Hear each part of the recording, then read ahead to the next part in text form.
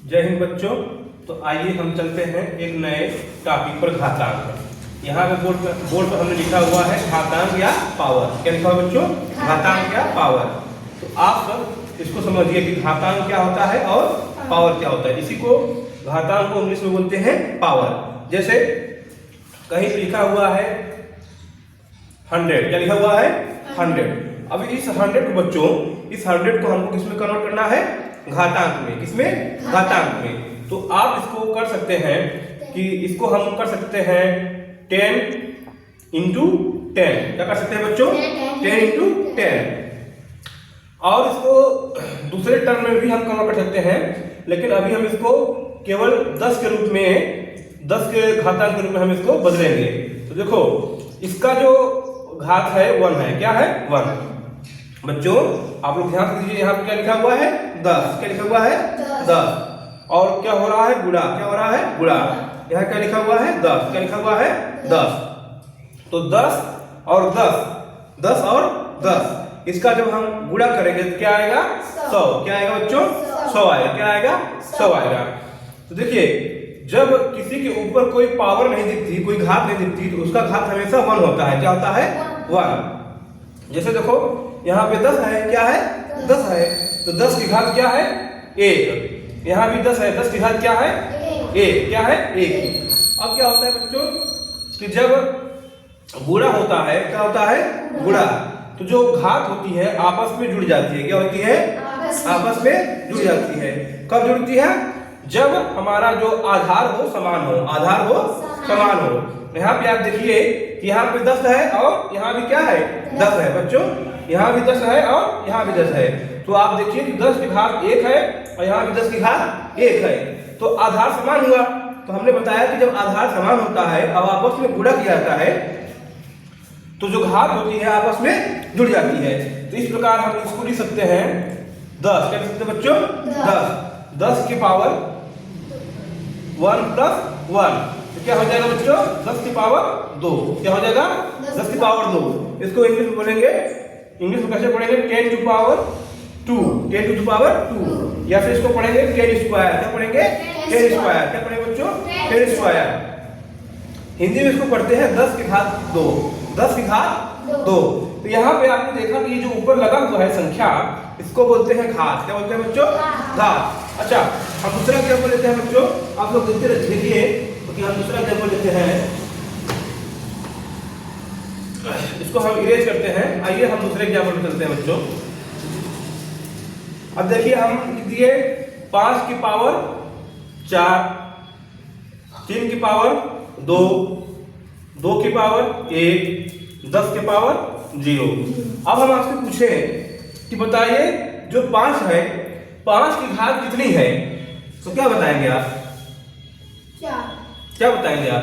5 की घात 4। तो यहाँ पे देखिए 5 के ऊपर क्या लगा हुआ है? 4। तो 5 की घात क्या होगा? 4 हो गया। यहाँ पे लिखा हुआ है 3। हम आपसे पूछे कि 3 की घात कितना है? क्या कहेंगे? 2। क्या कहेंगे बच्चों? 2। यहाँ पे लिखा हुआ है 2। 2 की घात कितना होगा शुभम? 1। क्या होगा बच्चों? 1। यहाँ पे 10 की घात क्या है? 0। क्या है? 0। जब किसी संख्या के ऊपर घात लगती है तो उसका मतलब क्या होता है? उसका मतलब क्या होता है? जैसे कहीं लिखा हुआ है 2 की पावर 9। क्या लिखा हुआ बच्चों? 2 की पावर 9 ना, 2 की पावर 5, 2 की पावर 7 ना, 2 की पावर 8। तो इसका मतलब क्या होता है? इसका क्या मतलब होता है? जैसे हम लिखिए कि 2 की पावर 2 ना, तो इसका मतलब ये होता है बच्चों कि जितना घात लगा हुआ है उतनी बार इसका आपस में गुणा करना है। यानी इस 2 का 2 बार आप गुणा कीजिए। क्या करिए? इस 2 का 2 बार आप गुणा कीजिए। इस 2 का 2 बार आप गुणा कीजिए। इस 2 का 2 बार आप गुणा कीजिए। जैसे आप दूसरा एग्जाम्पल ले सकते हैं। यहाँ लिखा हुआ है 3 की पावर 3। तो अब बताइए कि यहाँ पे 3 है और 3 की घात कितनी है? 3। तो इसका मतलब ये होता है बच्चों कि 3 का 3 बार गुणा। 3 का 3 बार गुणा। 3 का 3 टाइम्स मल्टीप्लाई। 3 का 3 टाइम्स मल्टीप्लाई। 3 का 3 टाइम्स मल्टीप्लाई। और एग्जाम्पल ले लीजिए आप। जिसे लिखा हुआ है 4 के पावर 3 ना, यानी 4 टू द पावर 3। अब इसका मतलब क्या होगा बच्चों? इसका मतलब ये होता है, आप ध्यान से देखिए, यहाँ पे लिखा हुआ है 4 और यहाँ पे लिखा हुआ है 3, तो इसका घात कितना है? 3, और संख्या कौन सी है? 4 ना, तो यानी 4 का हम 3 बार गुणा करेंगे ना। अच्छा, हम आपको अभी पिछले थोड़ा सा जस्ट 2 मिनट पहले हम आपको बताए, जैसे कोई संख्या दिया हुआ है, जैसे कोई संख्या दिया हुआ है बच्चों ना, जैसे लिखा हुआ है 9 और 9, तो अब देखिए यहाँ पे 9 है, यहाँ भी 9 है, यहाँ भी 9 है, तो इसका मान क्या आ जाएगा? 9 के घात क्या आ जाएगा बच्चों बताओ? 3। 9 के घात क्या आ जाएगा?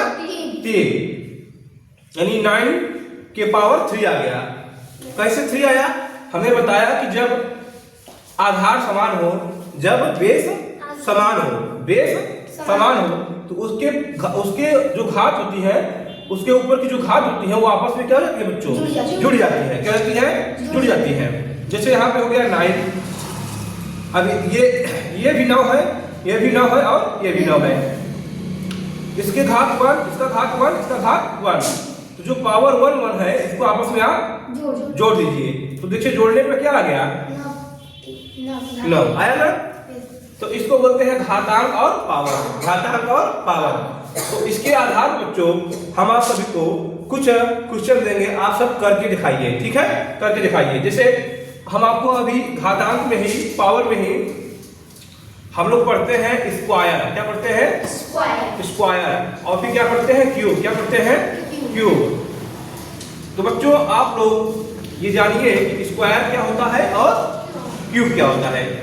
देखिए बच्चों, जब किसी भी संख्या का घात 2 हो, किसी भी संख्या का घात 2 हो, तो उसको बोलते हैं स्क्वायर। क्या बोलते हैं बच्चों? स्क्वायर। इसका एग्जांपल आप देखिए, जैसे हमने लिख दिया 4, क्या लिख दिया बच्चों? 4। क्या लिखा है यहाँ पे? 4। अब 4 के पावर क्या हो गया? 2 हो गया बच्चों। क्या हो गया? 2। तो या इसका मतलब ये हो गया कि 4 का 4 स्क्वायर, इसको क्या पढ़ेंगे? 4 स्क्वायर। या इसको हम ऐसे पढ़ सकते हैं बच्चों कि 4 की पावर 2, 4 की पावर 2, 4 टू द पावर 2, या 4 की घात 2, यानी 4 की घात 2। यानी हम बाइलिंगुअल पढ़ते हैं बच्चों, आप हिंदी में रहें या फिर इंग्लिश में रहें, आपको मेरी बात समझ में आए। तो यहाँ पे जब इसका घात 2 हो गया बच्चों, इसको बोलते हैं स्क्वायर। क्या बोलते हैं? स्क्वायर। हिंदी वाले बच्चों आपको स्क्वायर को इंग्लिश में बोलते हैं वर्ग, हिंदी में क्या बोलते हैं? वर्ग। स्क्वायर को हिंदी में बोलते हैं वर्ग, यानी 4 का वर्ग 2, 4 का वर्ग 2।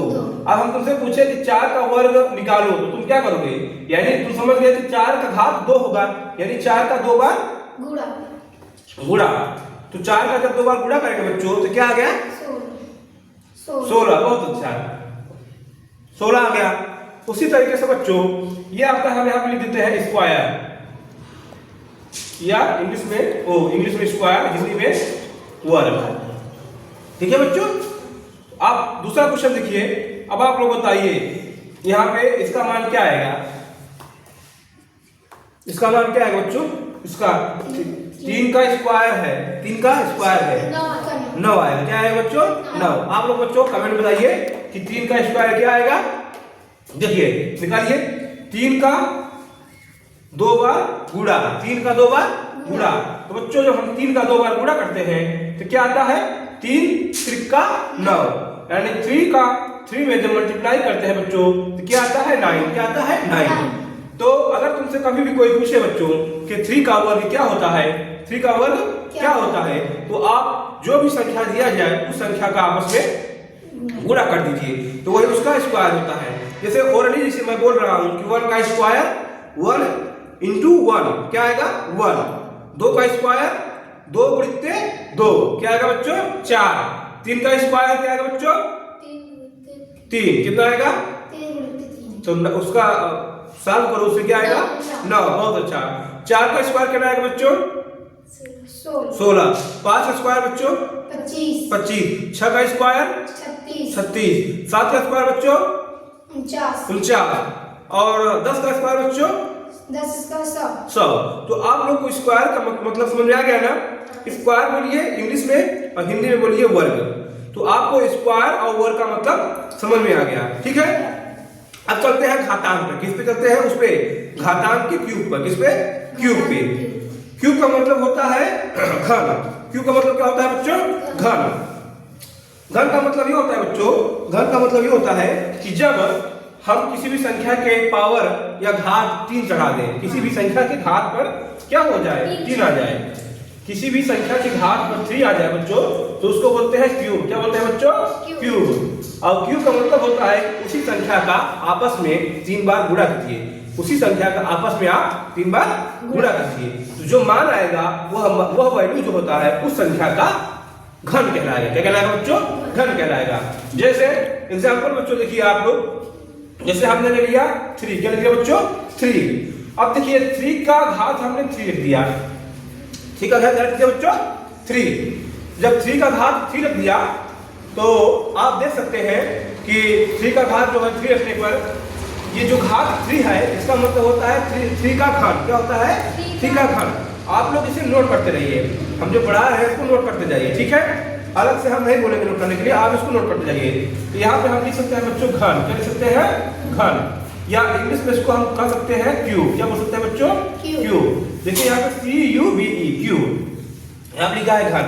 अब इसका मतलब ये होता है बच्चों कि इसका मतलब ये होता है कि 3 मल्टीप्लाई 3 यानी 3 का 3 बार गुणा, तो 3 त्रिका 9 और 9 त्रिक 27। तो क्या होगा बच्चों? 9 त्रिक 27। तो इसका 3 का जो घन है क्या आ जाएगा बच्चों? 27। अब आप लोग बच्चों हम कुछ सवाल दे रहे हैं, आप लोगों को हम 30 सेकेंड दे रहे हैं, ठीक है? आप लोग उसका सॉल्व करके कमेंट में उसका आंसर दीजिए, ठीक है? आप लोग बच्चों सॉल्व कीजिए। अब हमने दिया 4 का घात 3, 5 की घात 3 और 2 की घात 3। अब बच्चों आप लोग को 1 मिनट का टाइम दिया जा रहा है। अब इसका आंसर बताइए आप लोग क्या आएगा? इसका आंसर क्या आएगा?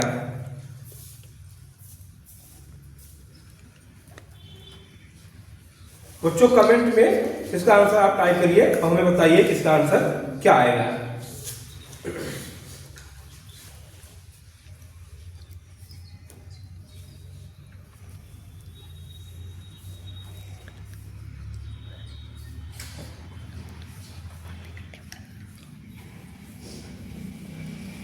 तो चलिए बच्चों देखिए इसका आंसर देखिए, यहां पर लिखा है 4 इंटू 4 यानी 4 जा 16, 4 जा 16 और 16 4 जा 64 यानी 4 चौके 16, 16 चौका 64।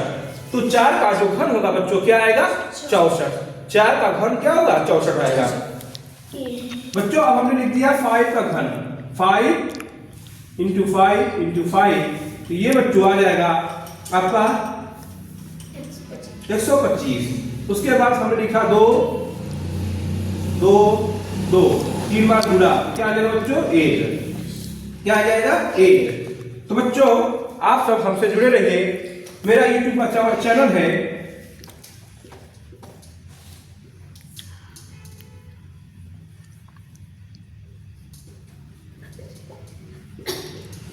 सरस्वती क्लासेस। आप हमारे चैनल को सर्च कर सकते हैं @अनिल सर क्लासेस मैथ। आप जब इसको टाइप करेंगे सर्च में तो मेरा जो चैनल है सरस्वती क्लासेस आप लोगों को दिख जाएगा। बच्चों तो आज की क्लास यहीं तक समाप्त करते हैं।